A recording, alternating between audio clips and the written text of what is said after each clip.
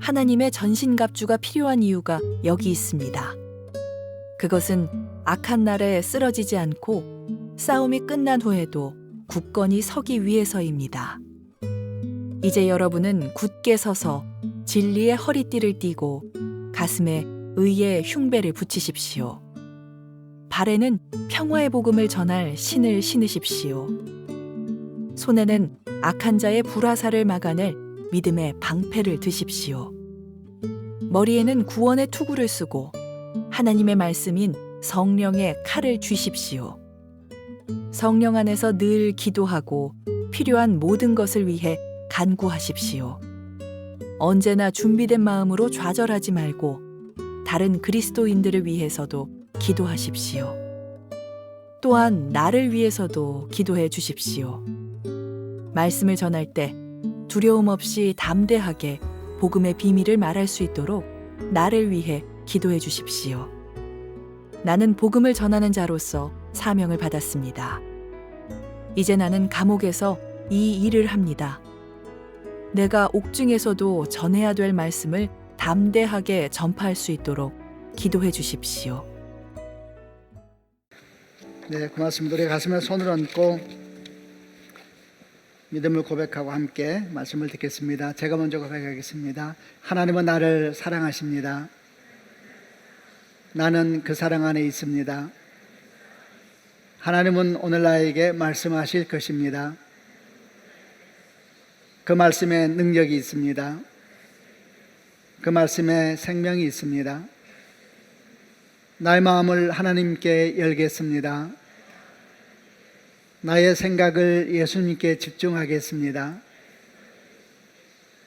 들은 만큼 변합니다. 들은 만큼 행복해집니다.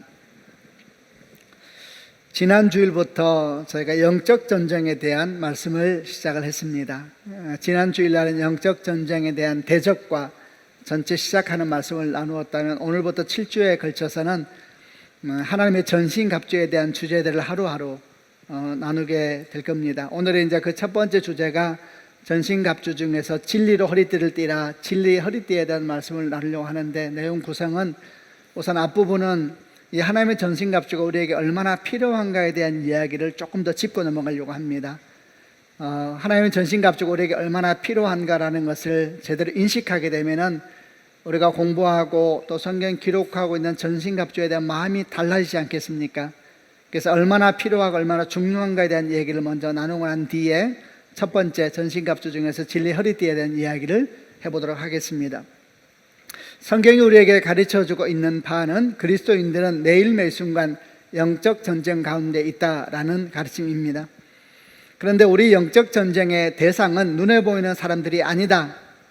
이것이 성경의 증언입니다. 지난주에 보았던 에베소 6장 12절 말씀을 개역개정을 한번 같이 읽어보겠습니다. 시작. 우리의 씨름은 혈과 육을 상대하는 것이 아니요 통치자들과 권세들과 이 어둠의 세상 주관자들과 하늘에 있는 악의 영을 상대함이라. 우리의 씨름은 혈과 육을 상대하는 것이 아니다.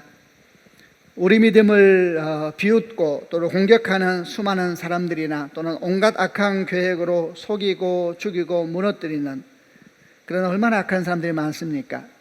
이런 악한 사람들이 우리 영적 전쟁의 대적이 아니다, 이렇게 말씀하는 겁니다. 그럼 누가 우리 영적 전쟁의 대적인 것입니까? 성경은 말씀하시기를 통치자들과 권세들과 이 어둠의 세상 주관자들과 하늘에 있는 악의 영들이다, 이렇게 기록을 하고 있습니다. 이 말이 의미하는 것은 눈에 보이는 사람들 그 배후에, 눈에 보이는 악 배후에 악한 영적 세력이 있다는 것입니다.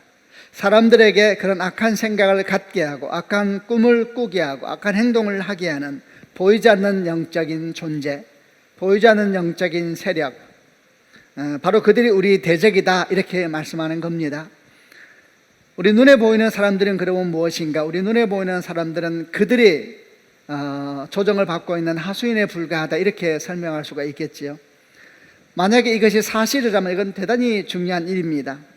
우리가 이 보이지 않는 대적에 대해서 이해하지 못한다면은, 그리고 우리가 보이는 사람만을 대상으로 하여서 영적 전쟁을 해 나간다면은 우리는 이미 속고 있는 것이기 될 것이기 때문입니다. 속을 뿐만 아니라 그렇게 열심히 싸워서 보이는 악을 없애는 것 같은 눈에 보이는 승리를 얻은 것처럼 보인다 할지라도 사실 그것은 승리가 아니고 또 다른 속임이 시작이 될 수 있다는 것도 가르쳐 주겠죠. 왜냐하면 보이는 악을 상대하느라고 정말 보이지 않는 그 배후에서 모든 악을 지휘하고 이끌고 있는 보이지 않는 본부를 무너뜨리지 못한다면, 그렇다면 악은 없어지는 것이 아니라 더 치밀하고 더 강교한 모양으로 확대 재생산될 것이기 때문입니다.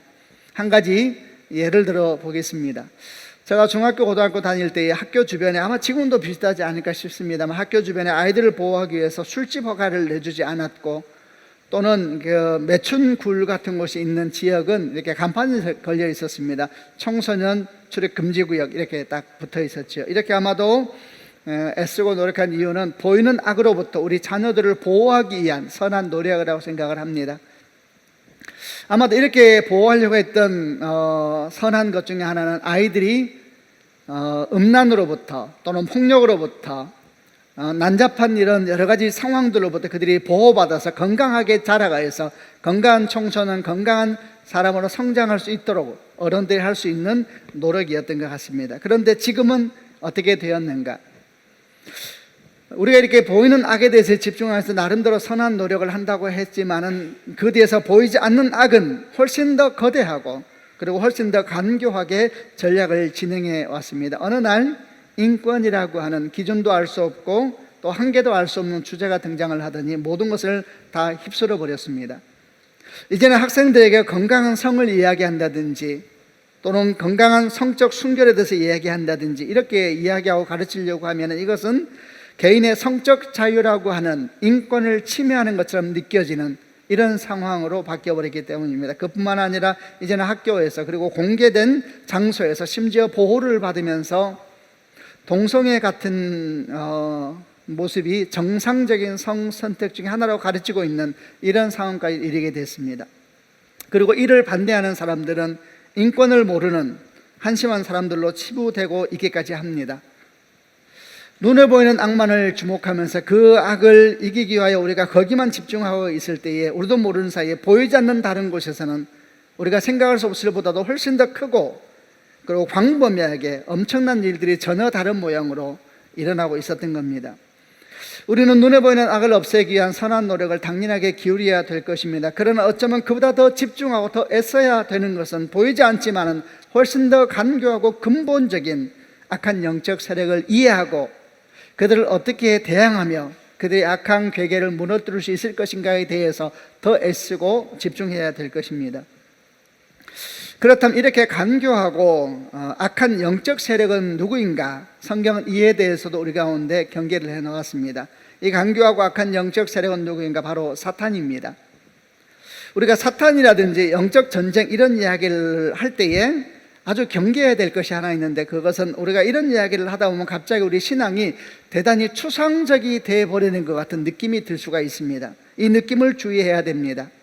영적 전쟁이나 사탄이라는 것은 결코 추상적이지도 않고 이론적이지도 않기 때문입니다. 성경은 분명하게 영적 전쟁과 사탄에 대해서 기록을 하고 있을 뿐만 아니라 이것이 대단히 실제적이며 매일의 우리 삶 가운데 순간순간 일어나고 있는 현실이라는 것을 계속해서 기록하고 가르쳐주고 있기 때문입니다.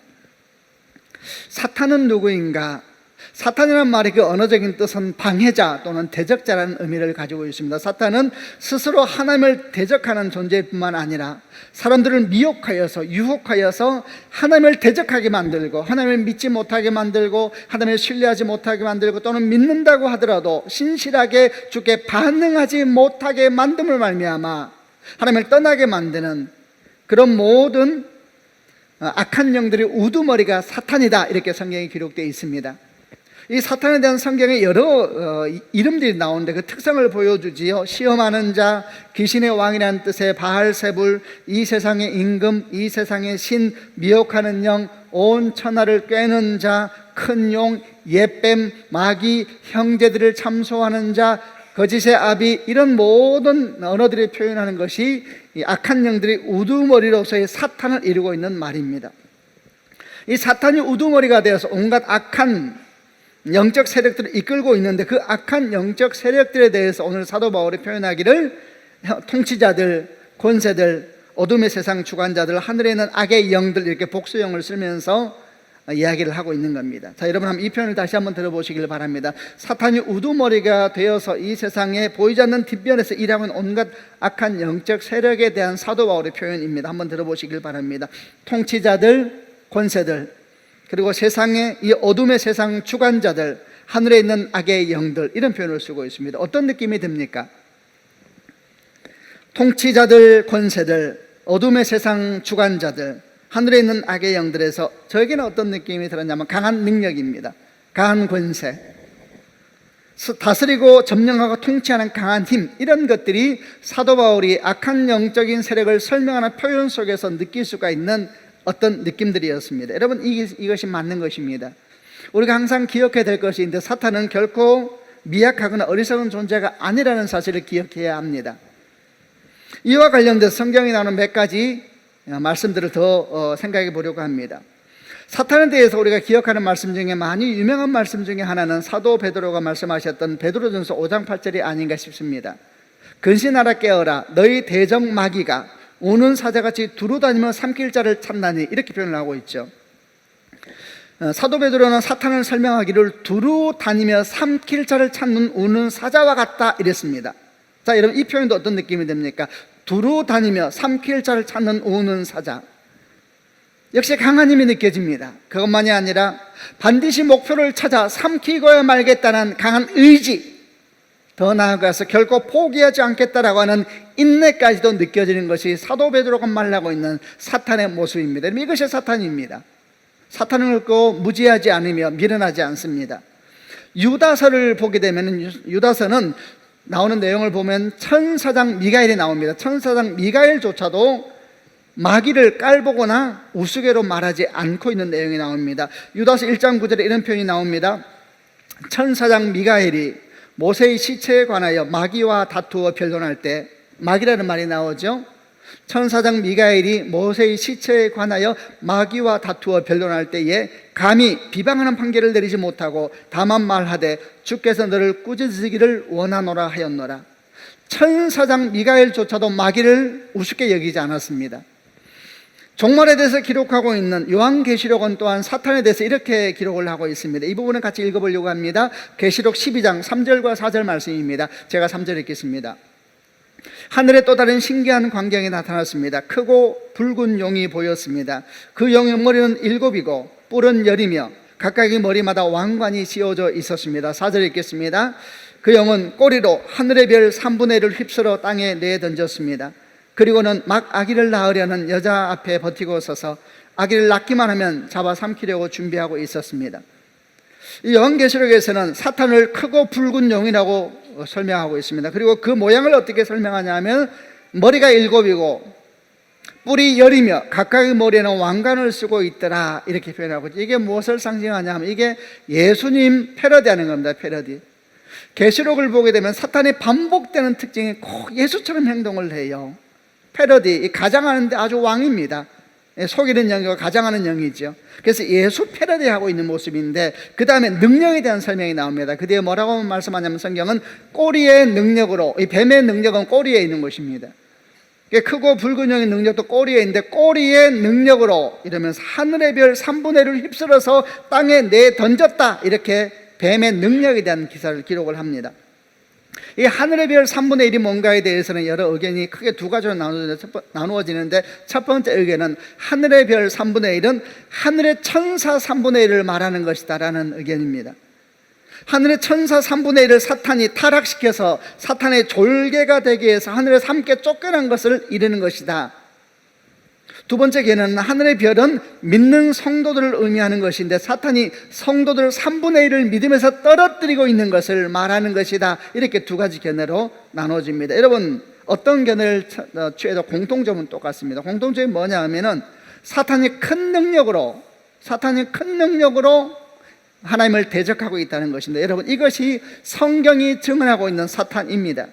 사탄은 결코 연약하지 않으면 미련하지 않습니다. 오히려 성경이 알려주고 있는 사탄은 우는 사자처럼 끈질기며 강할 뿐만 아니라 천사장도 쉽게 깔보지 못하였던 존재였고 타락한 천사 3분의 1을 자기의 부하로 이끌고 있는 강한 존재인 것입니다. 그리고 이 악한고 강한 존재가 이 땅에 있는 모든 악과 저주와 슬픔과 눈물과 속임과 그 모든 배후에 있는 영적인 세력의 중심이라는 것입니다. 여러분, 이런 사탄을 우리가 어떻게 이길 수가 있단 말입니까? 이런 강한 사탄을 결코 혈과 육으로는, 우리의 힘으로는 이길 수가 없는 것입니다. 그래서 오늘 사도 바울은, 오늘 우리가 전신갑주에 대한 말씀을 시작하기에 앞서서 13절에 이렇게 외치고 있는 것입니다. 13절 말씀을 같이 한번 읽어보겠습니다. 시작. 하나님의 전신갑주가 필요한 이유가 여기 있습니다. 그것은 악한 날에 쓰러지지 않고 싸움이 끝난 후에도 굳건히 서기 위해서입니다. 아멘. 하나님의 전신갑주가 필요한 이유가 여기에 있습니다. 이랬습니다. 하나님의 전신갑주가 필요한 이유가 여기에 있습니다. 우리의 대적이 대단히 지혜로울 뿐만 아니라 강하며 끈질기고 우리를 무너뜨리기 위하여서, 우리가 하나님 앞에 나아가는 것을 방해하기 위해서 온 힘을 다해서 일을 하고 있는데 우리 힘과 능력으로 결코 이길 수 없습니다. 바로 여기에 하나님의 전신갑주가 필요한 이유가 있는 것입니다. 악한 날에 쓰러지지 아니하고 싸움이 끝난 후에도 굳게 서기 위해서입니다. 아멘이죠. 아멘 하셔야 되는데,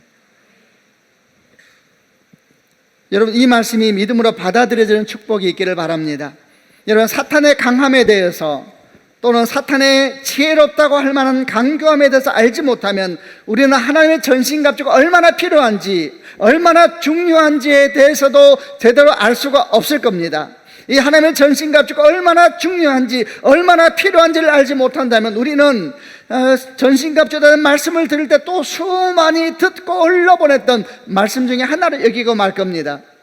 그 전신갑주가 너무나 중요한 것이구나, 너무나 필요한 것이구나 깨닫게 된다면 어떻게 행동하겠습니까? 꼭 입으려고 할 것입니다. 꼭 입으려고 할 뿐만 아니라 제대로 입으려고 할 것이고, 제대로 입으려고 할 뿐만 아니라 그 전신갑주를 입고 난 뒤에도 항상 자기를 성찰하면서 혹시 내가 용사로서, 내가 무장한 용사로서 혹시 뭔가 빠져있는 것은 없는가, 내가 전쟁의 준비가 되어 있는가, 내가 깨어있는 사람인가, 항상 자기를 성찰하면서 자기가 제대로 전신갑주 입고 있는지 돌아보고 확인해 보려고 할 겁니다. 여러분, 기억하시길 바랍니다. 사탄은 무능하지도 않고 무력하지도 않고 이 땅에 하나님을 대적하는 수많은 이론과 가치관들을 보십시오.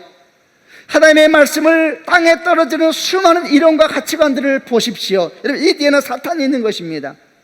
우리에게는 반드시 하나님의 전신갑주가 필요합니다. 사도 바울이 말씀하신 것처럼 악한 날에 쓰러지지 않고 싸움이 끝난 후에도 굳게 서기 위하여서 이 하나님의 전신갑주가 우리 삶에 반드시 필요한 것입니다. 아멘이죠. 그래서 우리가 몇 주 동안에 이 전신갑주에 대한 얘기를 나누면서 입고 또 입었다고 생각하는 사람은 돌아보고 성찰하면서 우리가 그리스도의 용사로 세움을 받는 시간을 함께 가져보려고 하는 것입니다. 그리고 오늘 첫 번째로는 그 중에서 진리의 허리띠에 대한 말씀을 지금부터 나누어 보겠습니다. 14절 말씀을 같이 읽겠습니다. 시작. 이제 여러분은 굳게 서서 진리 허리띠를 띠고 가슴에 의의 흉배를 붙이십시오.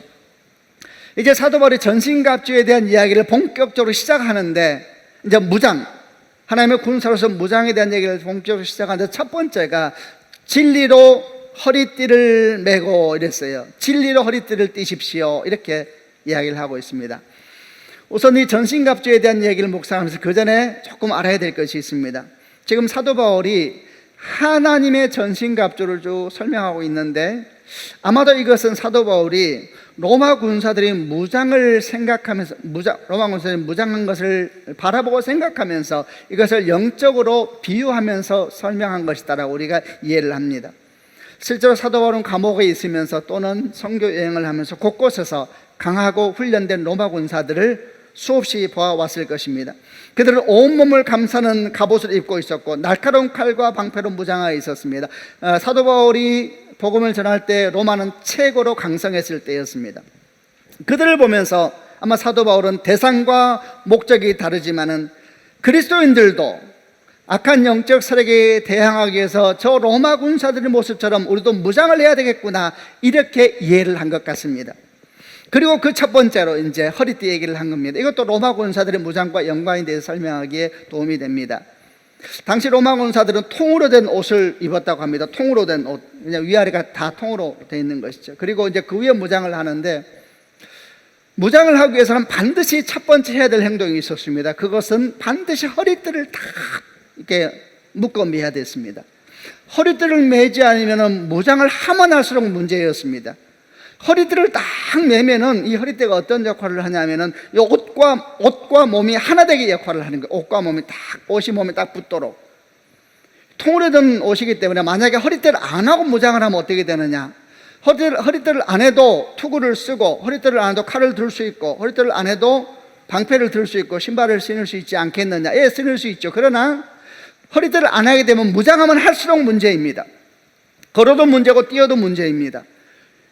예를 들면 허리띠를 안 한 상태에서 칼과 방패를 가지고 전쟁에 가서 뛰어나가면 이 옷이 몸에서 뒤틀리고 어디서 옷이 장벽이 되는 것입니다. 옷이 걸림돌이 돼요. 뛰어도 문제가 되고, 걸어도 문제가 되고, 앉아도 문제가 되고, 서도 문제가 되고. 그래서 모든 무장의 처음은 허리띠를 매는 것입니다. 허리띠를 딱 매게 되면은 이 옷과 몸이 딱 일치가 되면서, 그리고 그 허리띠에 칼을 차고, 그 허리띠에 방패도 걸고, 그리고 난 다음에 이제 투구도 쓰고, 이렇게 하면서 이제 용사로 준비되는 것입니다. 그래서 완전 무장, 전신갑주를 입는 데 있어서 허리띠가 모든 무장의 시작인 것입니다.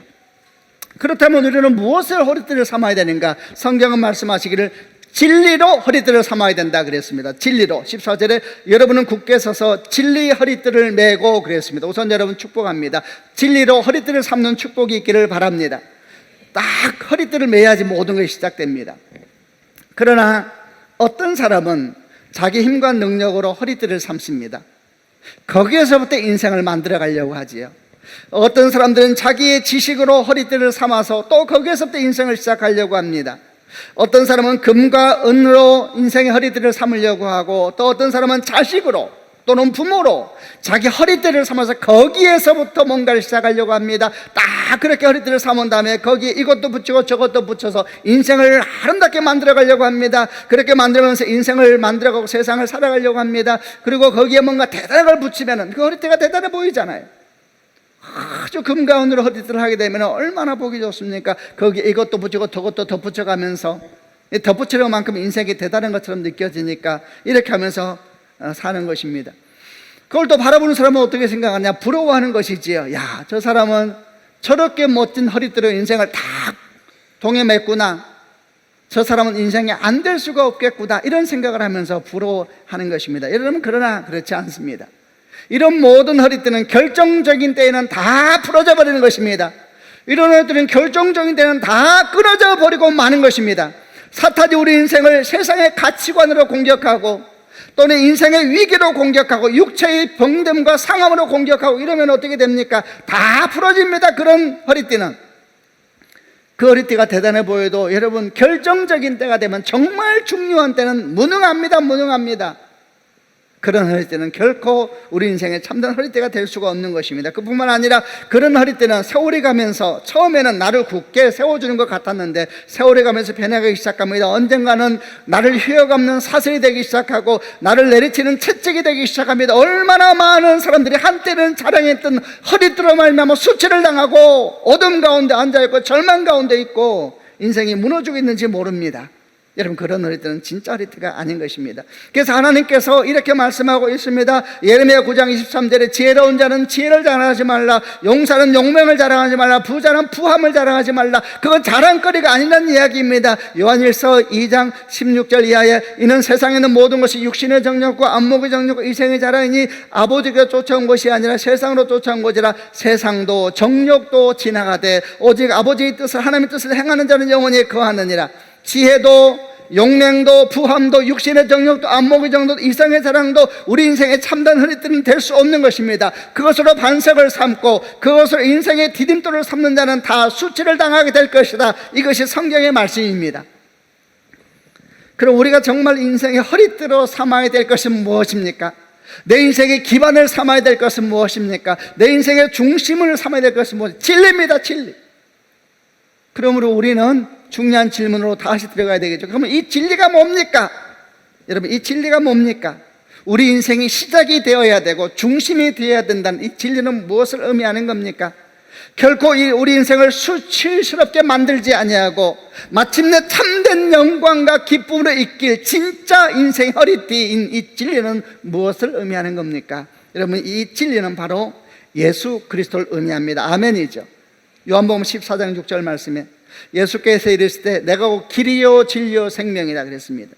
길이요 진리요 생명이다 이렇게 분명히 말씀하셨습니다. 나를 따라오면 네가 길을 알게 될 것이다. 나를 따라오면 네가 진리를 발견하게 될 것이다. 나를 따라오면 생명을 얻게 될 것이다 이렇게 말씀하지 않으셨습니다. 내가 진리다 이랬습니다. 내가 생명이다. 내가 길이다. 얼마나 여러분 놀라운 말씀인지 모릅니다. 우선 이 말씀이 여러분에게 임하는 축복이 있기를 바랍니다.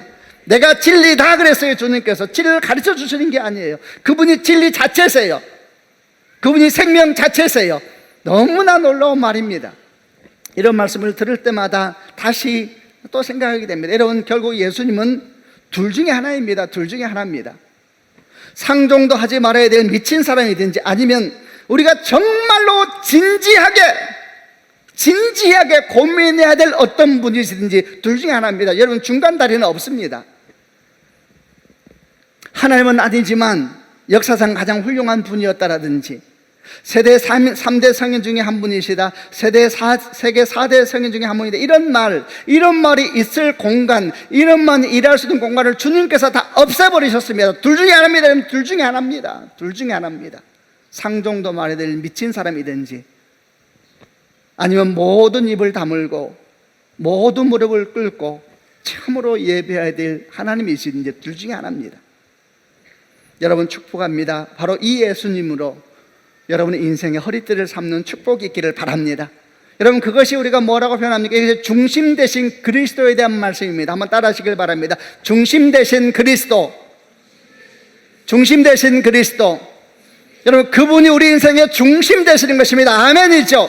그분이 인생의 허리띠가 되는 것입니다. 그분이 인생의 중심이 되는 것입니다. 그러면 거기에서부터 모든 것이 시작되는 것입니다. 아멘이죠. 여러분, 그 중심 되신 그리스도입니다. 이것이 신앙의 모든 시작입니다. 중심 되신 그리스도에 대한 말씀은 신약에만 나오는 것이 아닙니다.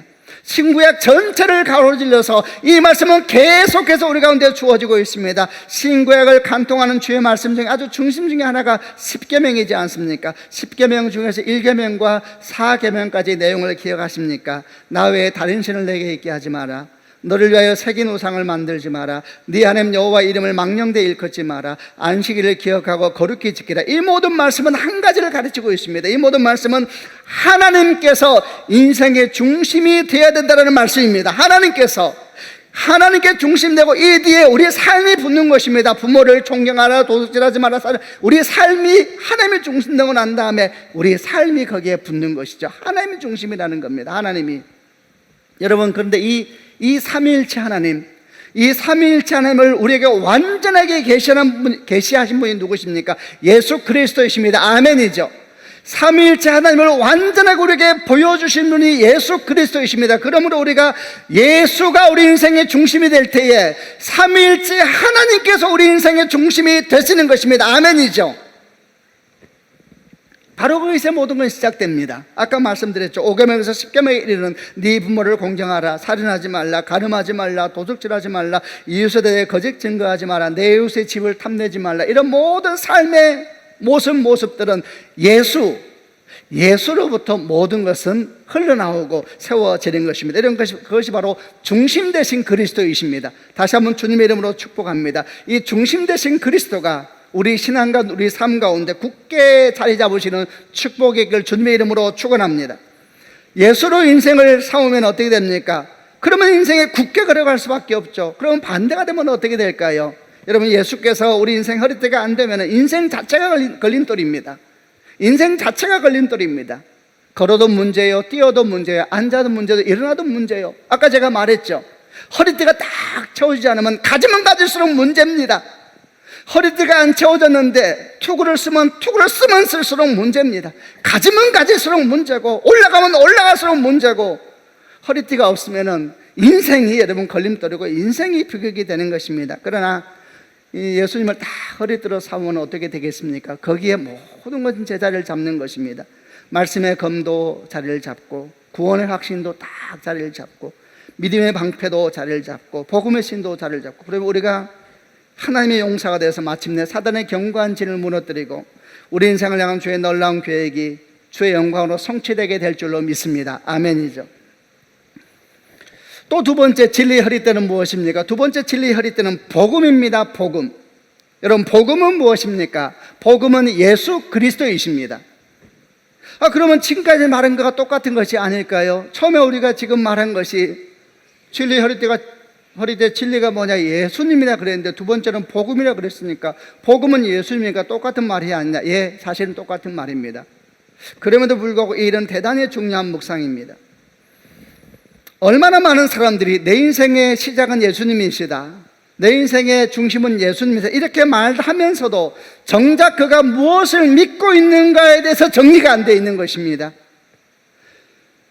예수께서 내 인생의 허리띠가 되십니다, 내 인생의 중심이 되십니다 이러면서 그가 정작 무엇을 믿고 있는지 모르게 되면 어떻게 되느냐? 문제가 생기는 것입니다. 예수님에 대한 불분명한 믿음, 예수님에 대한 왜곡된 믿음은 뭐와 똑같으냐? 진리의 허리띠에 구멍이 막 뚫리는 것과 같은 것입니다. 구멍이 막 뚫리는 거예요. 구멍이.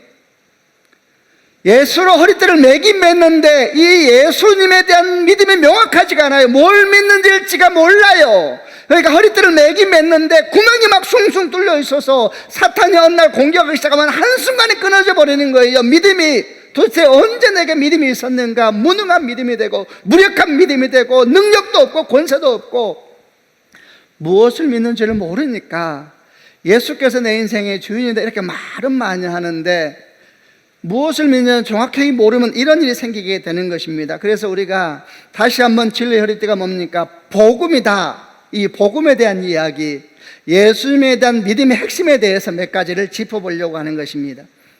이에 대해서 우리에게 잘 가르쳐주는 본문 중에 하나가 로마서 1장 2절부터 6절 본문입니다.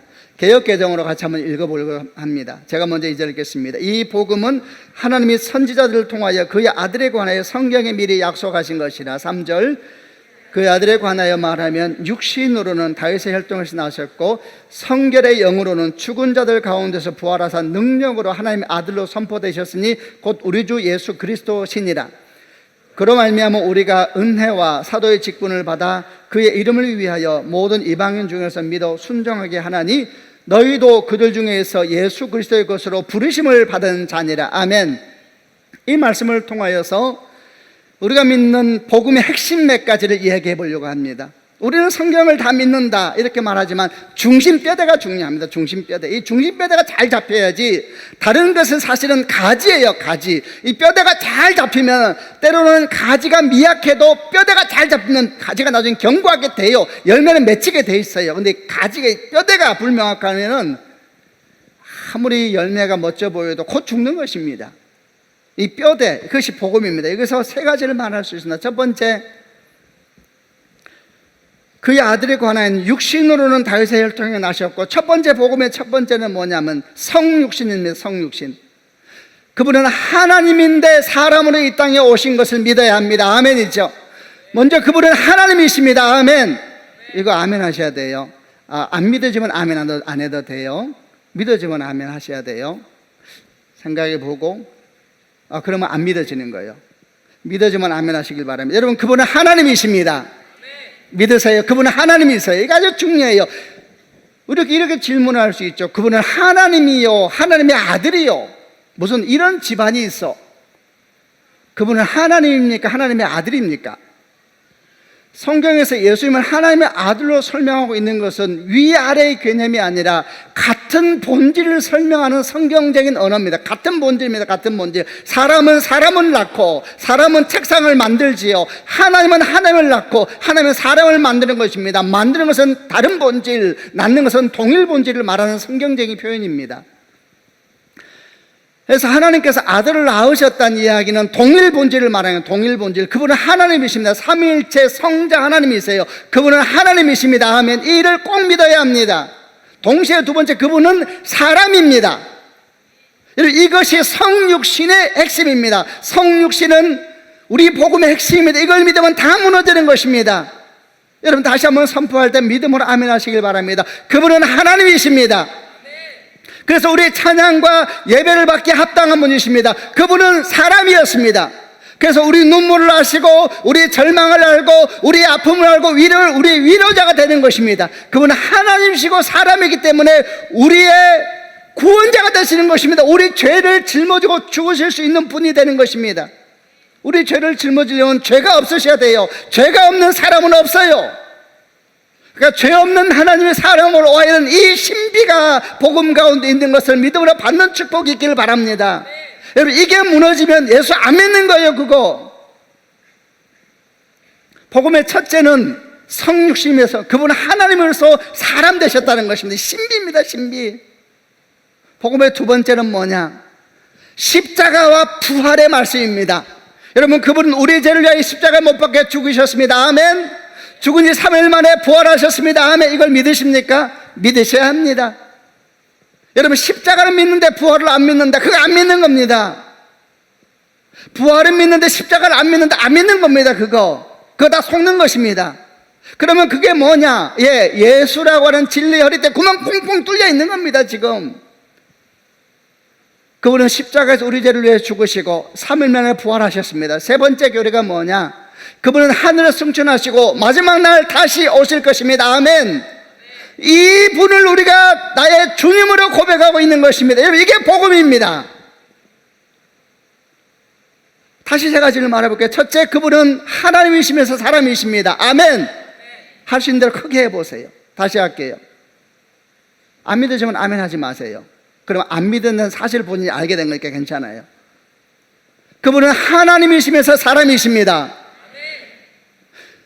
우리를 위해 십자가에 죽으시고 3일 만에 부활하셨습니다. 그분은 하늘에 오르사 마지막 날 다시 오실 것입니다. 여러분 이것이 예수님에 대한 믿음입니다. 바로 그분이 여러분과 저의 주님이 되십니다. 아멘이죠. 여러분 이게 안 믿어지면 아직 구원이 없는 겁니다. 오늘 제가 설교하고 난 다음에 여호수아하고 둘이서 이런 얘기 했어요. 깜짝 놀란 일들을 우리가 교회에서 많이 경험해요. 구원 못 받은 사람이 너무 많아요. 교회 내에. 사실 이런 말 자체에 대해서 어떻게 생각하는지 모르겠습니다. 그래서 다음에 DBS는 구원의 확신 DBS를 만들려고 해요. 뭘 믿는지를 몰라요. 구원의 확신 DBS는 4주 5주면 되는데 모든 질문을 같이 해보고 믿어지면 영접하고 구원의 확신 DBS를 해야 되겠다. 여러분 바로 그것이 복음입니다. 그것이 이 복음. 그분은 하나님이시면서 사람이시다. 날 위해 죽으시고 3일 만에 부활하셨다. 하늘에 오르사 마지막 날 다시 오실 것이다. 그분이 나의 주님이고 나의 구원자이시다. 이것이 딱 믿어지면 이 믿음으로 허리띠를 삼는 것입니다. 할렐루야. 이 믿음을 허리띠를 딱 삼으면 거기서부터 다 시작됩니다. 거기에서 믿음은 시작됩니다. 여러분 믿음은 예수에게서 시작되는 것입니다. 그분이 딱 우리의 중심이 되면 거기서 모두가 풀어져요. 그러면 성경이 풀어집니다. 구원이 풀어집니다. 구약이 풀어지고 신약이 풀어져요. 여러분 이렇게 딱 예수님께서 누구신가에 대해 딱 믿어지게 되면 그러면 풀어져. 장가지들이 풀어져요. 안식일이 뭔가 풀어져요. 유월절이 뭔가 풀어져요. 예수 안에서 풀어지거든요. 율법이 풀어져요. 은혜가 풀어져요. 종말이 풀어지고 창조가 풀어져요. 예수 안에서 풀어지거든요. 그러나 이 복음이 딱 허리에 안 잡혀 있으면 안 풀어집니다. 여러분 우리는 왜 이렇게 많은 유혹과 미혹 가운데 살고 있습니까? 왜 우리는 미혹받습니까? 애매하니까 미혹을 받는 것이죠. 애매하게. 여러분 아예 모르면 미혹의 대상도 아니에요. 그거 아시나 혹시? 이단들은 아예 모르면 안 다가갑니다. 조금 아는 사람에게 다가가요. 아예 모르면은 이단들도 전해봤자 안 되는 걸 아예 모르니까 귀신도 아예 모르면 안 다가간대요. 애매하게 아는 사람이 미혹의 대상입니다. 믿는다 그러는데 사실은 지도 몰라 뭘 믿는지. 여러분 복음으로 허리를 굳게 매는 축복이기를 주님의 이름으로 축원합니다. 이렇게 딱 복음이 내 안에 정돈되면 다 정돈되는 거야. 예수 외에는 구원이 없다라는 것이 믿어지기 시작하고, 십자가의 신앙은 나를 감격하게 만들고, 내가 이제 주로 말미암아 영광만이 아니라 고난도 함께 받는 믿음의 동력자의 성도가 되었구나, 이게 감사하고, 이 땅의 모든 고난은 주 예수께서 오실 때에 다 풀어지고, 모든 절망과 죽음조차도 다 불똥에 떨어진다 그랬어요. 마지막 주님이 오시면은. 그때를 위해서 우리가 오늘을 살아가는 것이구나, 주의 다시 오심을 예배하는 것이 신앙이구나, 이런 것이 막 믿어지고, 그리고 선한 분별력이 임합니다. 이런 분별력은 성령께서 주시는 것입니다. 중심이 잡혀 있으면은 잔가지가 우리를 못 건듭니다. 제가 한 20년 전 이야기입니다. 20년 전에 제가 전도사일 때에 어느 날 늦게까지 일을 하고 집에 이제 한 11시경에 들어갔는데, 아주 우리 아내가 참 좋은 아내인데 늦은 밤에 들어갔는데 저를 따뜻하게 맞이하지 않았어요. 문 열고 들어갔는데 날카롭게 저를 보더라고요. 그러나 온유한 마음으로 제가 그냥 지나갔지요. 지나가서 이제 세면대 가서 막 씻고 있는데 문 바깥에서 갑자기 우리 아내가 날카로운 소리로 저한테 물었어요. 여보, 왜 태양의 신의 날에 우리는 예배를 드리는 거야? 주일이 태양의 신의 날인 거 알아? 그래. 썬데이 아시나요? 주일이 태양의 신의 날이라는 얘기 들어봤나요? 궁금해서요. 한 번이라도 들어본 사람들, 주일이 태양의 신의 날이다 들어본 사람들. 왜 태양의 신의 날에 주일이 태양의 신의 날인 거 알아? 이러더라고, 바깥에서. 그래서 씻다 말고 알아 그랬어요. 알아 그러면 보통 공격할 때 예복이 꺾이거든요. 그러다 목소리가 좀 부드러워지면서 우리는 왜 안식일을 안 지키는 거야? 두 번째 질문이 들어오더라고. 그래서 씻다 말고 문을 열고 탁 한마디 했죠. 누가 왔다 갔구나. 저희 아내가 깜짝 놀라죠. 그래서 한마디 더 했죠. 두 여자가 왔다 갔구나. 우리 아내가 깜짝 놀라서, 제가 평소에 분별력이 있는지 알았겠지만 이렇게 영적인 분별력이 탁월할 줄이야. 질문 두 가지에 제가 하루를 뚫어버렸잖아요. 너가 왔다 갔구나. 두 여자 왔다 갔구나. 여보. 그러면서 하셨던 얘기를 해주더라고요. 낮에 두 여자가 왔는데 띵동띵동해서 보니까 누구세요? 그러니까 교회 다니는 분인데 이렇게 전도하다가 너무 목말라서 물 좀 주세요. 교회 편말에 붙어 있으니까. 교회 편말에 붙어 있는 데가 대상이거든요, 그들은.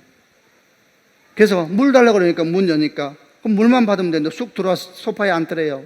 신발 벗고 들어와서. 물 주니까 앉아서 이런저런 얘기를 하기 시작하더래요. 그러면서 교회 다니냐 그러면서 어디 다니냐 얘기하다가, 그러면서 이제 무슨 얘기 나오냐면 주일이 왜 안식일을 안 지키냐고. 성경 안식일 안 지키면 구약이 죽인다 그랬어요. 맞아요? 여러분 성경 나와요? 안식일 안 지키면 죽인다 그랬어요. 근데 우리 안식일 안 지키고 있잖아요 지금. 그러면서 그분이 그러더래요. 그 사람이 그러더래요. 왜 안식일 안 지키냐고 그러면서. 그러면서 오늘날 주일이 콘스탄틴 황제가 로마가 태양신을 섬겼는데 태양신을 섬긴 날을 안식일을 바꿔버려가지고 교회가 타락했고 이런 얘기 쭉 하는데 우리 아내가 말을 할 수가 없는 거예요. 성경을 가지고 막 다가오는. 6월절 또 안 지키냐고 물어보더라고요. 6월절 꼭 지키라 그러잖아요, 구약을 보니까. 이렇게 시간을 보내고 난 다음에 우리 아내 마음이 혼란스러워져 버렸어요. 말하자면 미혹된 거예요, 그게. 그래서 이제 잠은 안 자고 저를 기다리고 있었던 거예요. 부릅뜬 눈을 가지고. 그래서 질문을 던졌는데 제가 답을 해버렸네요. 그러니까 눈이 부드러워지면서. 그래서 제가 그래서 여보 알았어. 내일 다시 오기로 했대요. 내일 몇 시에 오기로 했어요? 11시에 오기로 했대요. 오케이 알았어 여보. 그럼 내가 아침에 일찍 교회 갔다 11시에 맞춰 들어올게. 그래서 교회 일찍 갔다 일 빨리 끝내고 10시에 제가 집에 들어와서 목욕 재개를 하기 시작했어요. 손님이 온다 그러잖아요. 탁 제가 샤워하고 탁 이거 이제 말리고 있는데 띵동 띵동 하더니 여자는 무조건 한 명만 해야 돼요. 여자 둘이 탁. 그러니까 이제 이분이 들어오면서 안녕하세요 하니까 우리 아내가 안녕하세요 하니까 딱 또 얘기를 하려고 하는데 우리 아내가 말했죠. 남편이 와 있는데 남편도 같이 들으면 안 된다고. 안 된다고. 당신에게 보냄받은 것이라고. 그래서 제가 안에서 있는데 밖에서 막 얘기를 하고 있더라고. 막 얘기를 하기 시작하더라고. 제가 밖에 아직 안 나갔는데 제 마음이 급해져서 막 저도 머리를 막 말리기 시작했죠. 빨리 나가야 돼. 이렇게 문 열고 나가니까 딱 여자 둘이 우리 아내에게 막 얘기를 하고 있더라고요. 제가 가서 인사했죠. 예의 바르게. 안녕하세요. 남편 되는 사람입니다. 저도 같이 들어도 되겠습니까? 나를 보면서 한마디 하더라고. 안 돼요. 당신에게 주는 말씀이 아니에요. 너무 명확하게 말하니까 제가 반응을 못하고 가만히 있었죠. 막 얘기를 해요. 정말 성령의 지혜로 갑자기 제가 중간에 이렇게 질문을 했어요. 근데 왜 그렇게 이런 얘기를 저희 아내에게 하십니까? 딱 저를 보더라고요. 제가 말했죠. 혹시 구원을 위해서입니까? 맞아요. 구원을 위해서예요. 그래요. 구원, 나도 구원에 관심이 있습니다. 로마서를 나왔습니까? 갈라디아서를 나왔습니까? 제가 뛰어난 성경을 가지고 나왔어요. 나와 함께 구원에 대한 얘기를 해보십시다. 구원에 관심이 있으십니까? 저도 구원에 관심이 있어요. 이분들이 책을 딱 덮더니 당신하고 얘기 안 해요. 너무 훈련을 잘 받은 거예요. 막 뛰쳐나가길래 제가 성경을 들고 뛰어나가면서 나하고 5분만 얘기 안 해요. 조그만 이야기예요. 얘기 안 해요. 복도식 아파트였는데 신발도 못 신고 뛰어나가고 제가 외쳤어요. 그분이 하도 6월절 안식을 하길래 안식일 얘기하길래 제가 외쳤지요. 차라리 유대인 되지 그러셔서 유대인은 구원 못 받아요. 아 그래요? 나하고 그 얘기 좀 해보십시다. 확 도망가 버리더라고요. 여러분, 제가 지금 저희 집에 있었던 얘기를 하나 했지만 얼마나 많은 미혹의 영들이 온갖 것을 가지고 우리를 공격하고 있는지 모릅니다. 여러분, 종교 바깥에도 많습니다. 수많은 가치관들과 수많은 사조들이, 아까 제가 여러분에게 인권이라는 얘기했죠. 인권은 왜 이렇게 우리 마음을 설레게 하는 것입니까? 저는 이 설렘의 단어를 제 삶에 한 번 있었습니다. 과거에. 지금부터 한 40년 전에 비슷한 설렘의 단어가 인본주의라는 단어가 저를 그렇게 설레게 했었습니다. 인본주의, 저는 인본주의라는 말을 중학교 때 처음 들었을 때, 휴머니즘 들었을 때에 설레었습니다. 어린 마음에도 인간 소외는 극복되겠구나, 드디어 인간이 인간답게 대접받겠구나, 그들이 그렇게 말했습니다. 인본주의를 외치면서 인간은 인간답게 대접받아야 된다고, 인간 소외가 극복될 것이라고 저는 기대했었습니다. 그러나 성장해보니까 그들은 완전히 저를 속였습니다. 그들은 역사상 가장 큰 인간 소외를 만들어버렸습니다. 우리는 원숭이 친척이라고 말을 하고 우리를 우연히 만들어진 물질이라고 그들이 선언해버렸습니다. 그들은 거짓말했습니다.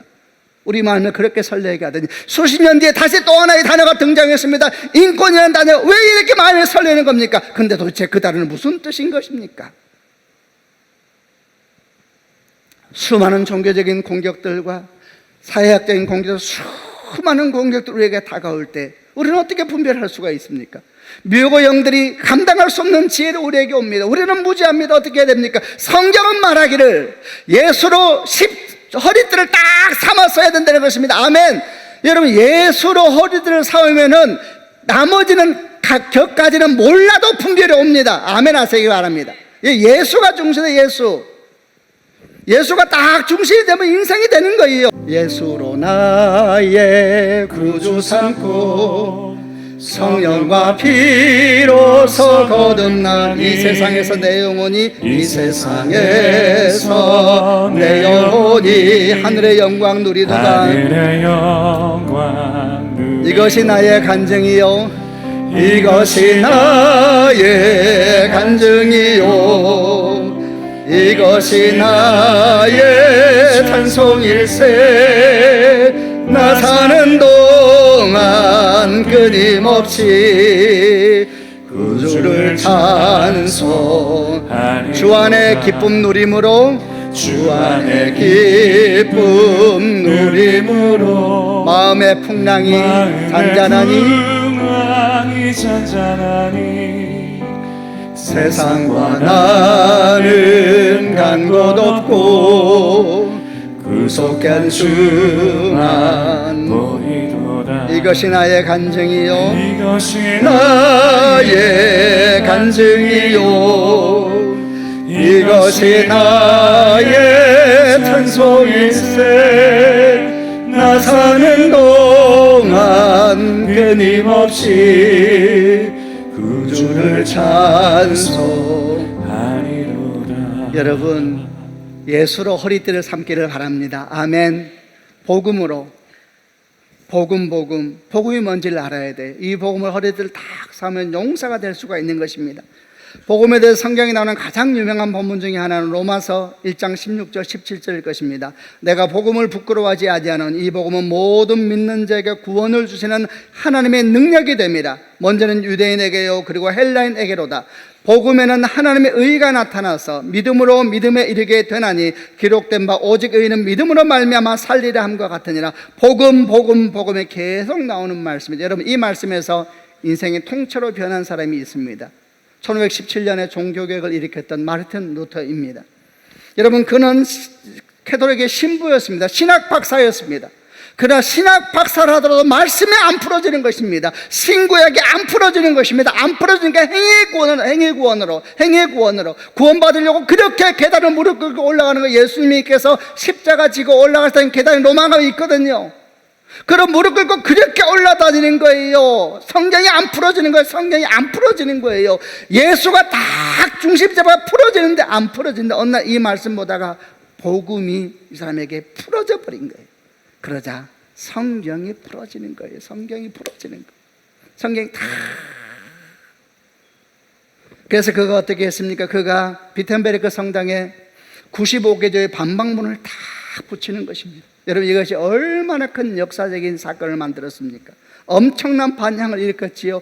감당할 수 없는 협박과 회유가 그의 인생을 통으로 덮기 시작합니다. 그러나 그는 결코 굴복하지 않습니다. 복음이 그를 덮는 순간 그는 용사가 되어 있었거든요. 그는 굴복하지 않습니다. 마침내 교황의 편에 섰던 신성 로마 제국 황제가 온 로마 제국에 선포를 합니다. 루터에 대해서. 루터는 법 밖으로 추방되었다. 그를 법 밖으로 추방해버립니다. 법 밖으로. 아무도 이제 너는 법의 보호를 받지 못하다. 무슨 말입니까? 만나는 자 누구든지 이 루터를 죽이란 이야기입니다. 법 밖으로 그를 추방해버립니다. 여러분, 그러나 복음으로 자기 인생에 다 허리띠를 매니까 사람이 이미 엄청난 용사, 그는 죽을 수도 있는 그 길을 담담하게 걸어가는 것입니다. 여러분, 그가 그렇게 험한 길을 걸으면서 자기 믿음의 고백으로 썼던 많은 찬송이 있습니다. 그 중에 하나가 여러분 새 찬송 585장에 내주는 강한 성이여, 아마 잘 알 겁니다. 내주는 강한 성이여 방패와 번개 되시니 큰 환난에서 우리를 구하여 내시리로다. 옛 원수 마귀는, 옛 원수 마귀란 이야기는 오늘날 없다는 얘기가 아니라 계시록을 보게 되면 옛뱀, 오래된 뱀을 했어요. 오랫동안 나이 들어서 오랫동안 일하고 있는 악한 영이라는 거예요. 창세기 3장부터 옛 원수 마귀는 이때도 힘을 써 모략과 건세로 무기를 삼으니 천하에 누가 다 말이야. 내 힘만 의지할 때는 피할 수밖에 없도다. 힘 있는 장수 나와서 날 대신하여 싸우네. 이 장수 누군가? 주 예수 그리스도 만군의 주로다. 당할 자 누구냐? 반드시 이기리로다. 이 땅의 마귀 들끓여 우리를 삼키려 하나 겁내지 말고 섞어라. 진리로 이기리로다.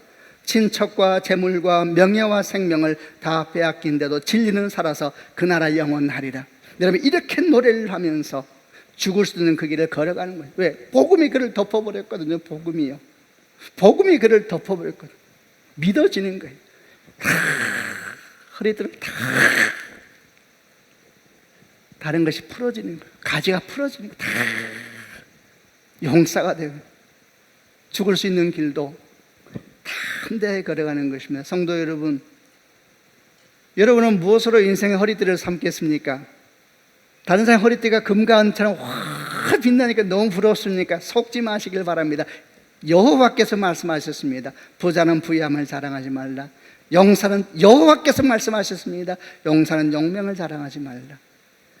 다 쓸데없는 것입니다. 결정적인 때 다 끊어져 버립니다.